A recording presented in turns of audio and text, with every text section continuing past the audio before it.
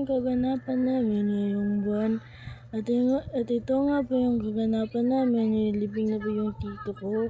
At ito po yung dahilan kung bakit matagal po ako hindi nakapag-upload.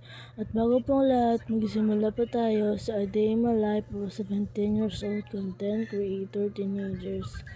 At ayan nga po mga mare, andito nga po lang kami sa simbahan. Kasi nga po hindi po tapos dito yung misa. At alam niyo po mga mare, tatlo nga po pala dito yung patay.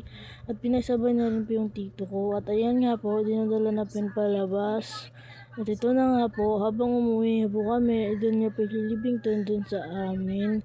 Kasi nga po, hindi po dito. Meron din naman libingan dito kasi nga po bawal. Kasi nga po, andun po pwede lang doon sa amin. At habang nga po nga pala habang nakabiyahe po kami, hininay lang po yung pagbiyahe namin. At alam niyo po mga mare, sobrang sad ng pamilya ng tito ko. Lalo na po yung nanay niya at mga kapatid niya. At alam niyo mga mare, tunay ko palang tito ito, kapatid ng nanay ko. At ang kita niyo mga mare at yung mga pinsan ng tito ko. Alam niyo mga mare, hindi maganda yung nangyari ngayong buwan sa amin. Kasi nga po, may nawalan na po kami ng isang mahal sa buhay namin na hindi namin matatanggap agad. At alam niyo mga mare, at pasensya nga po pala ka dyan sa mga voice over ko mga mare, hindi nga po maganda. Kasi nga po, hindi nga po ako sanay. Kasi nga po, minsan lang ako nakapag-vlog at naka-voice over mga mare. At ayan nga po mga mare, andito na ho kami at ililibing na po yan yung tito namin. At ayan po mga mare, nagpaalam na po kami bago siya ilibing.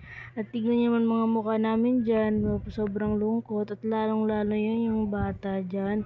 Kasi nga po, yan po nga pala yung mahal na mahal ng tito ko.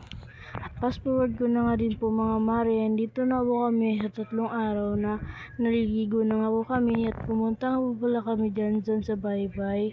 At kasama ko nga pala dyan yung buong pamilya namin. Kami lang din po pala pumupunta dyan mga mare.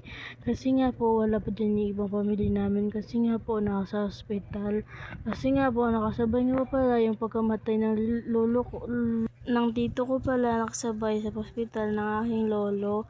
Nagkamali lang po ako sa aking pagsasabi mga mare. At tignan na ba na habang kumakain sila may nagbibidyo sa kanila. At ayan nga po sila, kakatapos nila magligo at saka kumain na sila. Para nga daw makauwi na kami kaagad kasi nga po pupunta pa sila dun sa kalolo ko. Tignan niyo man mga mare kung gaano kaganda yung view ng dagat ngayon. At super blue nga po pala ng dagat ngayon mga mare. Nakakawala talaga ng problema. At habang nga po naliligo nga po kami, umiinom nga po sila dyan ng gin. At tignan niyo naman po yung iba nasa dagat na naliligo. Ni-enjoy nila yung view ng dagat at saka napakaganda ng dagat. Kaso nga po pala ang init dyan at hindi nga po kami. Super init din pala dyan mga mare kasi nga po tanghali nga po kami pumupunta dyan. At kasi nga po bawal po umaga. Yan lang po. Thank you for watching.